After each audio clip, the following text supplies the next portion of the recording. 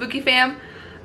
Today's video is going to be kind of long. I hope it's not too long, but it's going to be everything I watched in the month of August. And if you would like to keep up with everything I'm watching every month, you can follow me on Letterboxd. I will leave it linked down below. It is DeadgrlYT, no I in girl.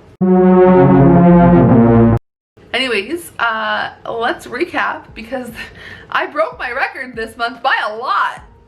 My record was 22 and I think we got up to 36, 37. I did really good this month. Not just me, Alex and I will leave him linked down below. Alex is my movie buddy and I'm very fortunate enough to have someone who enjoys the same kind of things that I do for movies. I invested in Shudder this month, so surprisingly we're able to share Shudder even though he lives in the States and I live in Canada. And I'm really happy that Shudder, like, we can stream at the same time. So yeah, I will leave Alex linked down below for you guys to check out his channel. He watched some movies without me this month, so how rude. Anyways, if you enjoy these kind of videos every month, go ahead and let me know. And if you've seen any of these movies, go ahead and let me know, please. I would love to know. If any of these sound interesting to you, let me know. Like, you know what I'm getting at? I'm gonna stop there. So starting on the 1st, I watched Louis C.K. 2017, and I know that Louis is like extremely, like, he's been canceled for a while, but this was just the right amount of offensive that I needed at that time, you know? The beginning of August was very rough for me, and this just allowed me to kind of take my brain and put it somewhere stupid. Oh my god, we did so good this month. Also on the 1st, Alex and I finally watched Mope, and I've wanted to watch this for so long. I'm really into strange movies, and this one was actually based on a true story. I don't really want to give it away. If you guys like Boogie Nights, this is maybe like a half-assed version. This is like a not Boogie Nights, but it does have to do with the, like, you know, the sex. Oh my god, you know what I'm just realizing? We watched so many movies with fucking David Arquette in it this month. Okay, I'll get there. But yeah, this movie was like 3 separate short films with the same actors like put into one. Like, it was like completely different for every act. The rapey act was really hard to watch, but let me tell you, samurai swords, blood, porn, amazing. And then we watched The Rental, and I really didn't like this movie. I didn't think I was going to, and I really didn't like this movie. On the 2nd, I watched Banana Split, and I actually was just telling Alex how much I loved this movie. Intercut Podcast had said that this movie really didn't have a premise and it really didn't go anywhere at the end, but like I wrote in my review, if you connect with the characters in some way, I feel like it ends up being more conclusive, or you just get more out of it if you can relate to one of the characters. Also, as I also wrote in my review, one of my favorite lines came out of that movie. I'm an existentialist. Cool. I love horses too. Also on the 2nd, I rewatched We're the Millers because it got added to Netflix, Canadian Netflix, and I hadn't seen it in a while. Seeing, what's-his-face, Will Poulter go from this to like Midsommar and Black Mirror, amazing. So, me being the Ari Aster fangirl that I am, I went through and watched a couple of his short films all over again. So I watched Beau for the 2nd time, and knowing more about it, I don't want to spoil it for you because it's kind of strange and unusual and hard to follow, but if there's a little bit of a backstory on like Wikipedia that I read before going into it again, and it kind of gives you, it kind of wraps things up and like lets you know what's going on, but it still doesn't make sense, you know? On the 3rd, I rewatched Basically, which is another Ari Aster short. So the first time I watched this, I didn't actually realize how like good it was. I think on my first watch I was just kind of annoyed by how pretentious this bitch sounded, but listening to it again and I don't know, I think it was just, it's the whole juxtaposition of it all that really throws you off. It's just told with such seriousness, and there's such deep themes, but it's rooted in humor. Like the cancer story, as I wrote, it's just like, it's so sad, but then that punchline, it just hits and it's like, whoa! And as someone who had cancer, I'm fully okay laughing at that joke. But also, like I wrote, it's kind of like a 15-minute deep dive into one woman's psyche. On the 4th, I'm not going to talk about this one too much because I already have in a video. I will link it down below. Alex and I watched Host. I really enjoyed it. And then that same night, we watched Joyride, or rewatched Joyride, and I hadn't seen this movie in so long. I'm gonna be honest, Alex, sorry, I fell asleep through a good quarter of it. It was really nice to rewatch this, and I didn't actually realize that what's his face, I don't know why I almost said Steve Zissou. Steve Zahn. I didn't realize Steve Zahn was in it, and it's probably because I hadn't seen this movie since 2001. On the 6th, I rewatched My Scientology Movie, which is a documentary by Louis Theroux, who I love. He is one of my favorite documentarians. So this movie, it just shows how aggressive, I'm not gonna go ahead and like call these people out, but I am gonna call them the Tom Cruise cult. So they're crazy and they are aggressive, and I want no part of that. And if you watch this documentary, prepared to just get angry and frustrated and so mad because you just want to shake these people and be like, listen, oh my gosh, it's just, it's ridiculous. Like, this documentary will make you feel, it'll make you feel.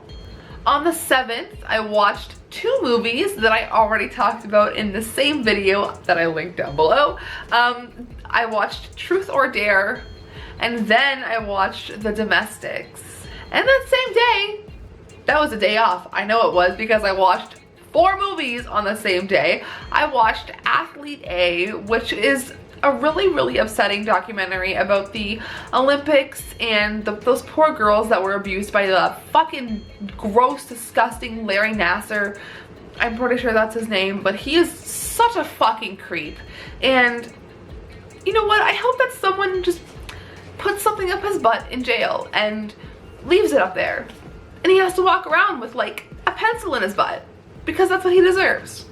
Anyways, whew, after that I went ahead and watched The Bay because I had watched a Ryan Hollinger video. He is one of my favorite like video essay makers. I really like Foundflix too, but Foundflix is more or less like an ending explained kind of channel, but I love channels that really take the time to make longer videos to go in depth about movies, and Ryan Hollinger really made a fantastic video about The Bay, and the way that he edited it, the way that he edited it, oh my god, edited it, you know what?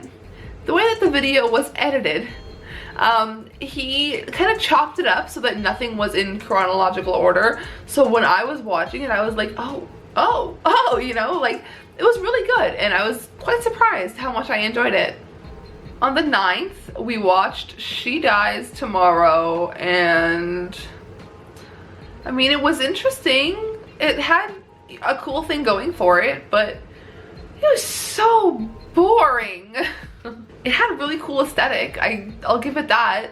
But as I have felt with a lot of recent like horrors that I haven't liked, I felt that they would be better off as a short horror film. I think it would just be better to fill in the gaps and make it a little shorter. On the 10th, I rewatched Spring Breakers.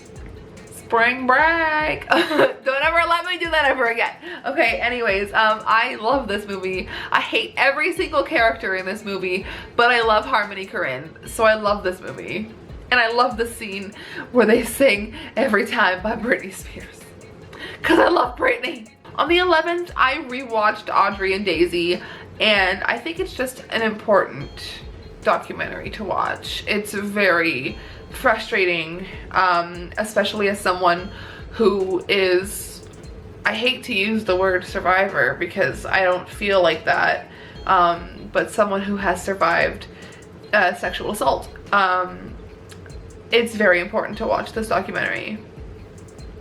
and more or less for the fact that it shows you how fast things can happen, and how the law, I hate saying that, but like how the justice system just continuously fails young girls, and it's so gross. So on the 12th, I watched a short horror film for this channel that ended up being literally one of the worst movies I've ever seen in my life.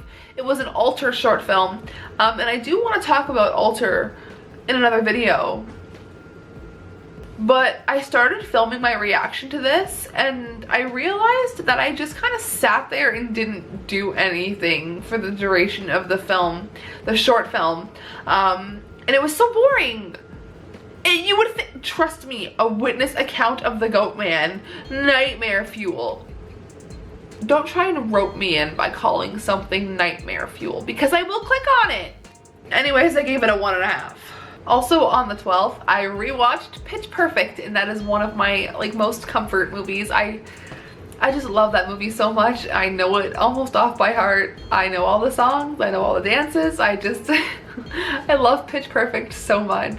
On the 14th, I finally got Alex to watch The Death of Dick Long, and I cannot express to you guys enough how much I love this movie. The music, the early 2000s like dad rock, how it ends with Nickelback.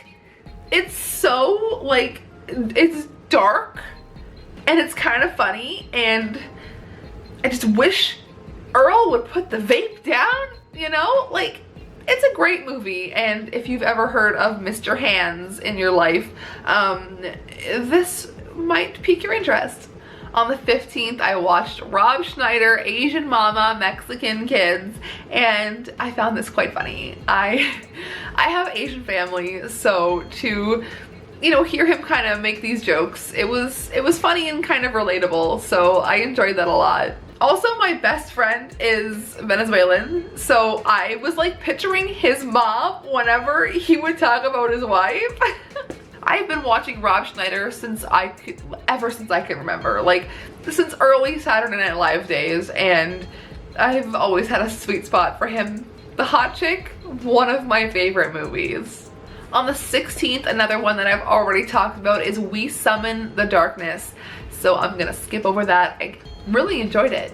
On the 17th, I rewatched Would You Rather. The end of it always just, it gets you, man. And I have said this before, I don't I don't love when horror movies end on a happy note, and this one is one that just ends and it's kind of shocking.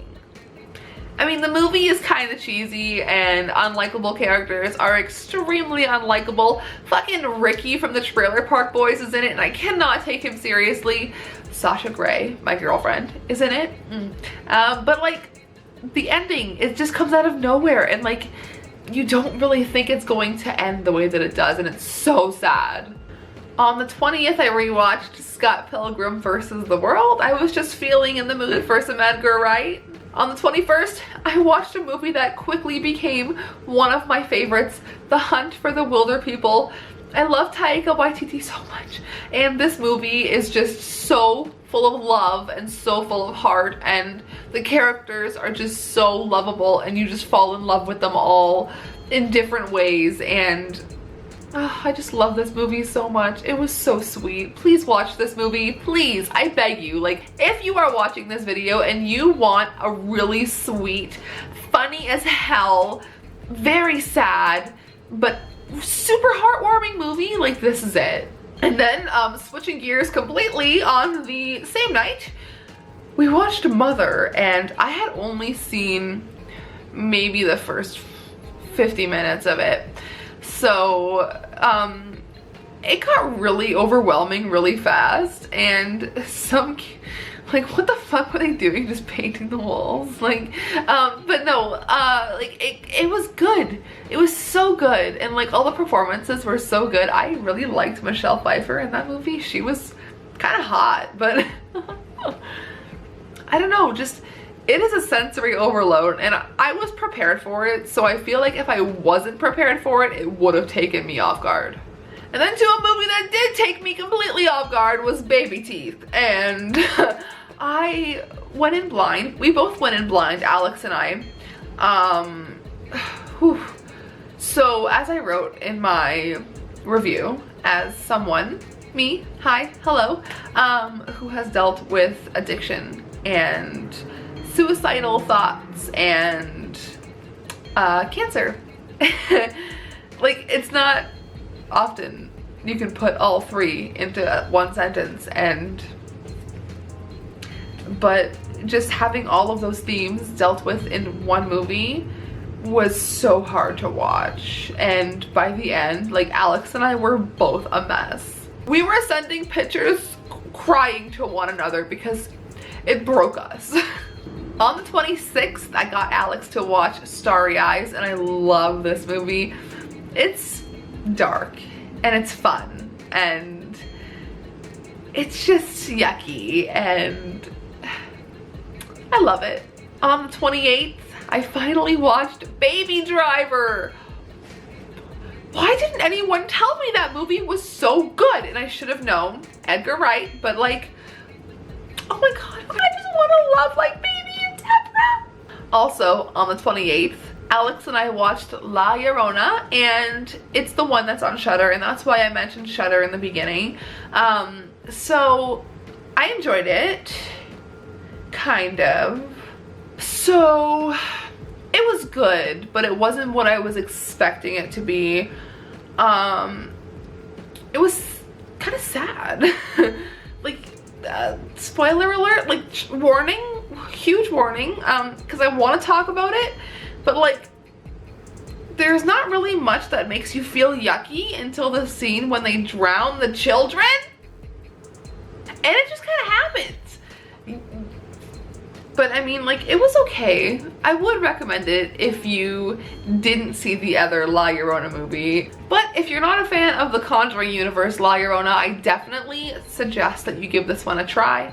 On the 29th, Alex and I watched 3 movies. We watched Evil Dead, the 2013 remake, and I love that movie. I was very scared of it for the longest time. Her face, Mia's face, was like ingrained in my brain for years, and then I became what she was in the movie, which was a junkie. I hate saying that about myself, but it's true. And so being able to relate to a horror movie in that way makes it a little more scarier for me. But I love this movie and I will rewatch it all the time.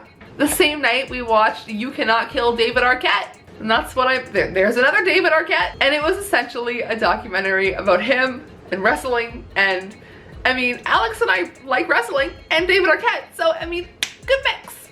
And then after that, we watched Videodrome for the first time, and I mean, it was kind of sexy. I enjoyed it. I enjoyed it a lot, more than I thought that I would. I really like David Cronenberg, so I wasn't surprised that I liked it so much. So today, as I'm filming this, it is the 31st of August. So last night, about 1 in the morning, I was laying in bed and I discovered that I had never seen the little trailers that played in between Grindhouse, the 2 movies. So, and that's because like when I first saw Grindhouse, it was a bootleg burned copy. And I never paid attention to like the fake trailers, you know? So going back to watch these and realizing that they were done by like some of my favorite directors. So we have Don't, which was done by Edgar Wright. Amazing. It was so fun. I want a full-length feature. We have Werewolf Women of the SS, which was so good. That was done by Rob Zombie, who you guys obviously know I love. But that one had a special appearance by Nick Cage, and that was it for me. I love Nick Cage. And then Thanksgiving, which was done by Eli Roth. And then I watched Machete, which it's not on Letterboxd. And the only one I didn't watch was Hobo with a Shotgun, which I didn't realize was a fake trailer made into a full movie. Same with Machete. Why can't they make Don't into a full movie? I want Thanksgiving to be a full movie. There's like a corpse sex scene at the end of that trailer and I want to watch the whole thing, okay? So to end the month, just before filming this, I just finished Spree, and I have to say I enjoyed it so much.